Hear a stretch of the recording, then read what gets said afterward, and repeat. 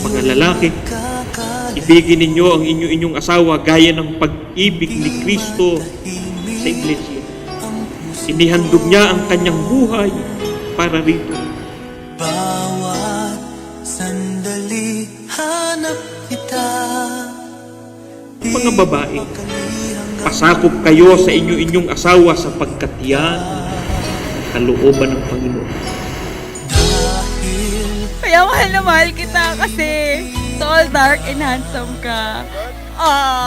All rolled into one kasi talented ka, mabait, at saka higit sa lahat, mahal mo yung pamilya ko. Kaya nung nakita kita, alam ko parang hindi ako nagkamali. Sabi ko ka lagi sa mga posts ko, if I have to choose again, I will always choose you.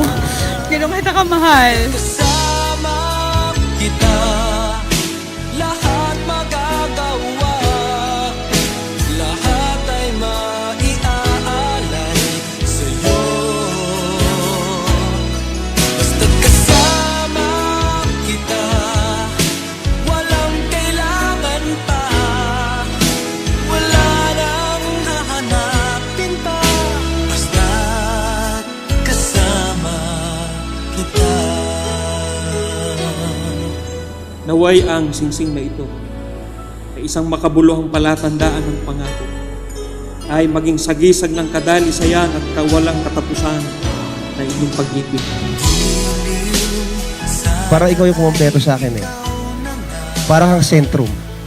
From A to Z. Hindi, totoo. Parang wala naman kasi perfectong tao eh. Kahit gano'n ka kaganda, pogi, kayaman, lagi may kulang.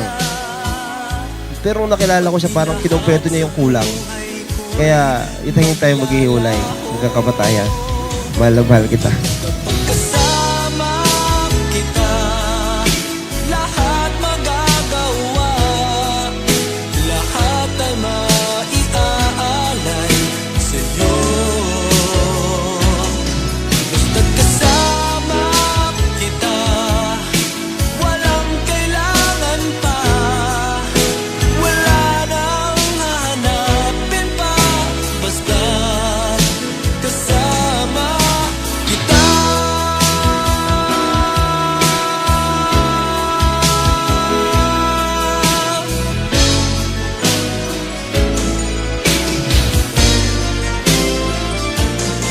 Basta't kasama kita, lahat magagawa, lahat ay maiaalay sa'yo.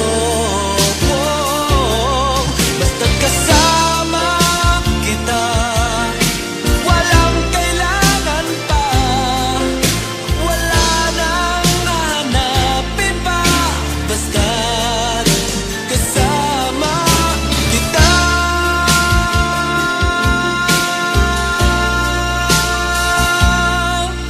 Walang kailangan pa, Ako, wala na sa pamamagitan ng aking karapatan bilang ministro ng Ebanghelyo, ay ipinahayag ko na kayo'y tunay ng mag-asawa ayon sa mga utos ng Diyos at ng mga batas ng ating bansa. Ang pinapagsama nga ng Diyos ay huwag kapag-hiwalayin.